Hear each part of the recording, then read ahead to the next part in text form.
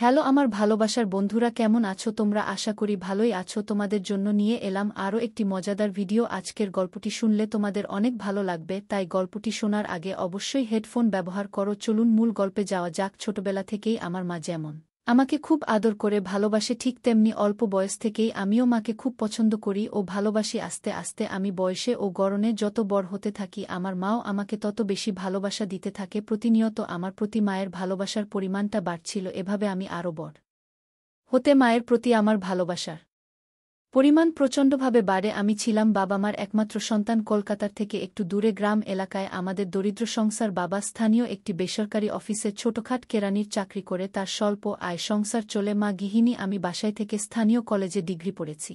পড়ালেখায় মোটেই ভালো না, বর্তমানে চাকরির চেষ্টা করছি। আর কত বাপের হোটেলে খাওয়া যায়। আমার মায়ের নাম লতিকা, মার বয়স ৪০ বছর। চিরায়ত বাঙালি নারী আমার মা, সে তুলনায় বাবা বেশ বয়স্ক। বাবার বয়স ৮০ বছর আর আমি সুজন, আমার বয়স সবে ২-৫ বছর। মা গৃহকর্ম ও সংসারী কাজে ভীষণ পটু, ঠিক তেমনি তার স্বভাব ছিল ভীষণ ভালো। বলেন এই মায়ের বয়স ৪০ বছর হলেও দেখে মনে হতো আরও কম বয়সী। বড় জোর ৩-২ বছর। শ্যামলা বর্ণের বাঙালি নারী। মা উচ্চতা ৫ ফুট ৫ ইঞ্চির মতো হবে। সবসময় শাড়ি পরে। আপনারা নিশ্চয়ই বুঝতে পারছেন আমার শ্যামলা ৫ ফুট ৯ ইঞ্চির পেটানো মজবুত শরীরটা মার জন্য যেন কেমন কেমন করে। অল্প বয়স থেকেই আমি ছবিসহ অনেক গল্পের বই পড়ে ও মুভি দেখে নরনারী সম্পর্কে অনেক কিছুই জেনেছি। তখন পর্যন্ত কাউকে না পেলেও হরেক কলাকৌশল আমার মুখস্থ ছিল। আমি বুঝতে পেরেছিলাম যে আমার মা খুবই ভালো মনের মানুষ, আর এও জানতাম যে মা ওসবের জন্য সবসময় ছটফট করে। কিন্তু আমার মার খুব বয়স না হলেও বয়সের জন্য আমার বুড়ো বাবা খুবই দুর্বল প্রকৃতির লোক। একবার স্ট্রোক হয়ে যাওয়াতে বাবার একটা সাইড প্যারালাইজড বা সম্পূর্ণ অবশ হয়ে গিয়েছিল। বিছানা শয্যাশায় থাকত বাবা। ফলে বাবা ও মায়ের মধ্যে মন খারাপ হয়েই থাকত। মা সংসার জীবনে খুবই অখুশি ছিল।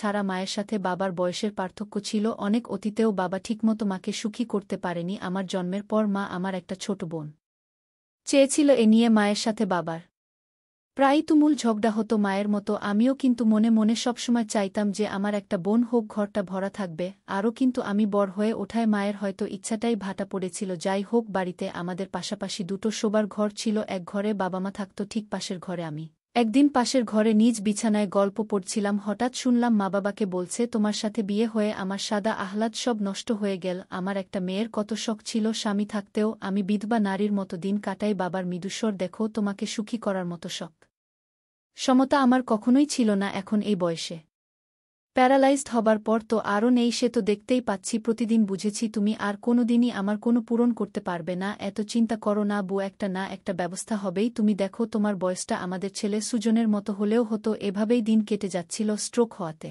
এতদিন বাবা কোনো রকম অফিসে যেত, সেটাও এখন আর পারে না। মানে বাবা একা একা আর চলাফেরা বা বিছানা থেকেই উঠতে পারে না। তাই বাবা রিটায়ার বা অবসর নিয়ে আমাকে বাবার অফিসেই একটা চাকুরি পাইয়ে দিল, যাতে আমাদের সংসারটা কোনোরকম চলে। ডিগ্রি পাশ করে বেকার বসেছিলাম বলে আমি সানন্দের চাকরিটা করতে রাজি হলাম।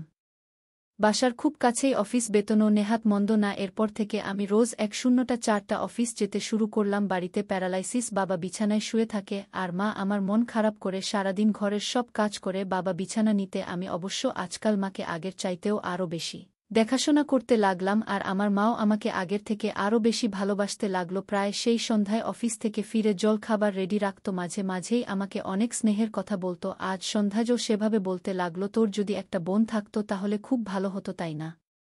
আমি বললাম, আমার একটা বোন হলে তো খুবই ভালো হতো, কিন্তু তুমি আর বাবা তো আমাকে একটা বোন পাইয়ে দিলে না। অবশ্য মা, একদিকে আমার আর কোনো ভাই বোন না হয়ে ভালোই হয়েছে। মা অবাক হয়ে, কেন বাচ্চা হঠাৎ একটা বলছিস কেন? আমি বললাম, কেন আবার, আমার যদি আরও ভাই বোন হতে তাহলে তুমি আমাকে এত ভালোবাসতে পরম স্নেহে। মা আমার মুচকি হাসি দিয়ে বলে, না, এটা তোর ভুল ধারণা, তোকে আমি ভালোবাসব না এটা কখনো হয়? কেন হয় না মা, তোমার ওসব চিড়ে ভেজানো কথাই আমি শুনছি না। এই বলে দিলুম। মা তখন, অনেক কথা হলো, তোর জলখাবারের ব্যবস্থা করি। এবার জলখাবার খেয়ে বাইরে খোস মেজাজে হাঁটতে গেলাম। রাস্তায় অফিস ফেরত কাউকে আমার ভালো লাগল না। মনে হলো এদের সবার চেয়ে আমার মা অনেক বেশি সুন্দরী। রাতের খাবারের সময় হওয়াতে দ্রুত ঘরে ফিরে এলাম। বাসায় ফিরে মা ও আমি মিলে তাড়াতাড়ি বাবাকে খাইয়ে দিয়ে আমরাও খেয়ে নিলাম। তারপর আমি আমার ঘরে এসে নিজ বিছানায় বসে মায়ের আসার অপেক্ষায় শুয়ে থাকলাম। পাশের ঘরে তখন মা বাবার কথা শোনা যাচ্ছে। মা বাবাকে ওষুধ খাইয়ে বিরক্তি নিয়ে বলল, শোনো, তোমার এখানে শুয়ে রাতে আমার ঠিকমতো ঘুম হচ্ছে না, তাই আমি ও ঘরে বিছানায় ঘুমাচ্ছি। রাতে দরকার হলে ডাক দিও। বাবা ঘুম জড়ানো ক্লান্ত অসুস্থ সুরে বলল, ঠিক আছে, তুমি খোকার ঘরেই ঘুমাও, আমার দরকার হলে ডেকে নেবক্ষণ। এর কিছু পরেই মাঝের দরজা ঠেলে আমার ঘরে ঘুমাতে আসলো মা। আমার ঘরে ঢুকে প্রথমে ঘরের উজ্জ্বল বড় বাতিটা নিভিয়ে দিয়ে ছোট নীলাভ ডিম লাইট জ্বলে নীল, তারপর মুচকি হেসে বলল, খোকা তুই জেগে আছিস তো, মাঝের এই দরজাটা বন্ধ করে দিই? কি বলিস? নিশ্চয়ই মা। সারারাত বাবার যেভাবে নাক ডাকা চলে, দরজা বন্ধ না করলে আমাদের ঘুমই হবে না। মা দরজা বন্ধ করে ছিটকিনি তুলে বিছানায় আমার পাশে এসে বসে পড়ল। একটু কথা বলেই মা অদ্ভুত আচরণ করতে লাগল। আমি চিন্তা করলাম বাবার সাথে ভালো করে হয়তো ঘুমাতে পারে না, তাই এমন করছে। একটু পর আমি ঘুমিয়ে পড়লাম খুব ভোরে। মা ঘুম থেকে উঠে বলতেছে, সকাল হবে। একটু পর আমি উঠে পড়ি, ঘরের কাজ করতে হবে, তোর আপিসে টিফিন নাস্তা বানাতে হবে, যে তোর বাপকেও তো ঘুম থেকে তুলে নাস্তা খাইয়ে দিয়ে ওষুধ দিতে হবে। কোনো কাজ তো পারেই না এখন, আবার 4 বেলা নিয়ম করে মুখে তুলে খাইয়ে দিতে হয়। এখন যাক শেখথা উঠি, আসলেই বেলা হচ্ছে, বেশ দেরি হয়ে যাচ্ছে। আমার ঘাট ফিরিয়ে দেখি জানালার পর্দা সারসি ঠেলে বাইরে সূর্যের আলো আসছে, রুমটা বেশ আলোকিত এখন। আসলেই সকাল হয়েছে, আপিস যাবার প্রস্তুতি নিতে হবে। আমার পাশে মা। বাবার ঘরের দরজা খুলে মা ঘরের ভেতর ঢুকে পড়ল, বিছানা ছেড়ে আমিও গোসল করতে আমার ঘরের বাথরুমে গেলাম। নাস্তা করে টিফিন নিয়ে সময়মতো আপিস যেতে হবে আমার। আয়ে এখন সংসারটা চলছে যখন, তবে সকাল থেকেই আমার মনে ঘুরতে লাগলো আজ রাতে মা কি আবার অদ্ভুত আচরণ করবে। গতক দিনে মার আচরণ ও কথাবার্তায় যা বুঝলাম, তার ইচ্ছা পূরণ করতে কোনো আপত্তি নেই, বরং আমার থেকে মায়ে বেশি আগ্রহী। তাই কোনোমতে বাসা থেকে অফিসে গেলেও আমার মনটা পড়ে রইল বাসাতেই। সেদিন আপিসে 4টা বাজতেই তাড়াহুড়ো করে বের হয়ে সোজা বাসায় চলে এলাম। পথে কোথাও না থেকে একেবারে হনহন করে আসা যাকে বলে, ঘরে ঢুকে দেখি বাবা তার বিছানায় ঘুমাচ্ছে। আপিসের ব্যাগটা নিজের ঘরে রেখে মাকে খুঁজতে রান্নাঘরে চললাম। মা দেখি রান্নাঘরের চুলোর সামনে দাঁড়িয়ে ঘামতে ঘামতে রাতের রান্নাবান্না করছিল। চুলার গরমে মা ঘেমে একাকার, মায়ের ঘরমাক্ত গন্ধ ও রান্নার তেলসার সুবাস মিলে কেমন যেন একটা সুবাসে রান্নাঘরটা ভরেছিল। আমি আর স্থির থাকতে পারলাম না, মার পেছনে গিয়ে দাঁড়ালাম। মা বলে, কখন অফিস থেকে ফিরলি? হঠাৎ পাশের ঘর থেকে বাবার গলার স্বর শোনা গেল, এই শুনছ?